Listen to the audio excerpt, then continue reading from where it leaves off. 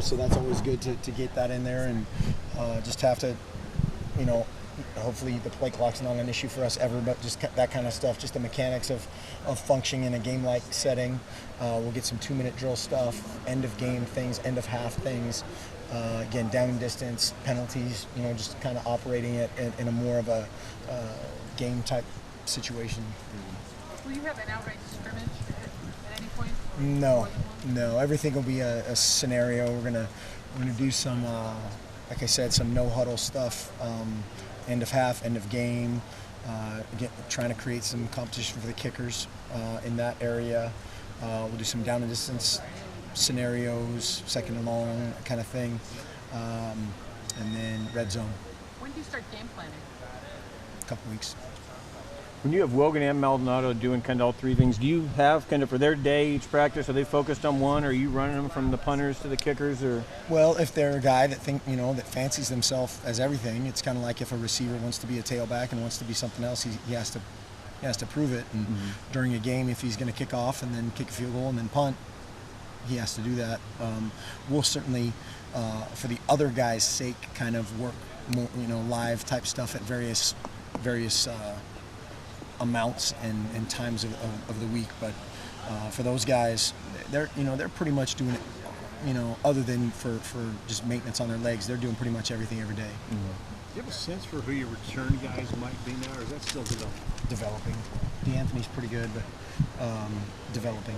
Yeah, with those young guys and a couple more bodies back there, there's a lot of guys that can make some plays, and then it comes down to who takes care of the ball, who can block, who can do the other stuff.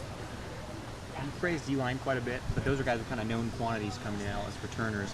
Any units that you've been pleasantly surprised with then in this week and within a day with their progress? Groups that I've been pleasantly surprised with. The linebacking crew, there's a bunch of guys that have shown flashes.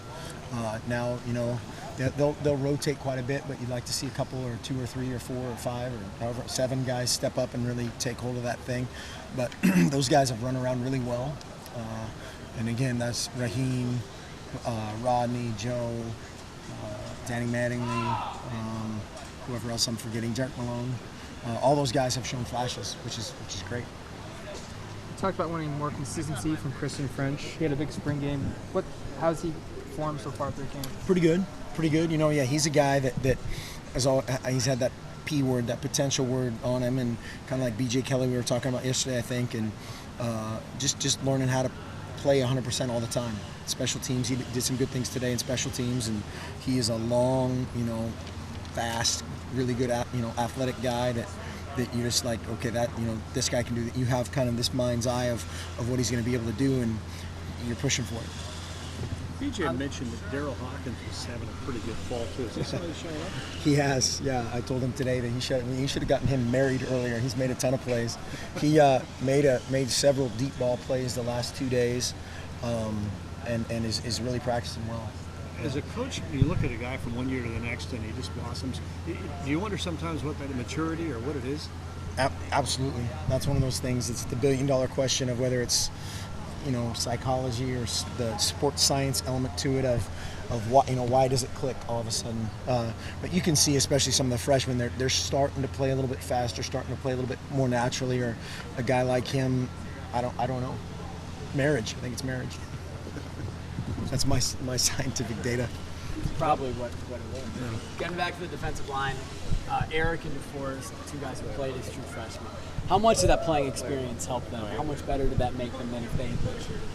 I think it helped them a ton. I think anytime you get reps at something in a high, highly competitive situation, you're going to get better, or you're going to get thrown to the fray a little bit. But those guys are awesome. Again, I've said this before, that they're a rare combination for a defensive line. Every guy is a great guy. They play their tails off. They're big, they're fast, they're physical, they're athletic, they're coachable, and that's rare.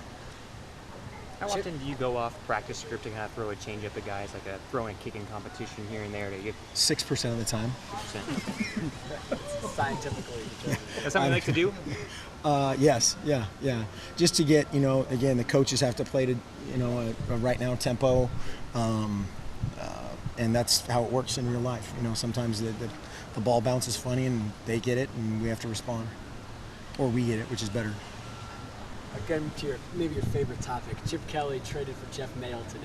I don't know Did if he? you know. Nice. Yeah. No, I did not. What's your reaction to that? That's awesome. Jeff Mayo's a stud.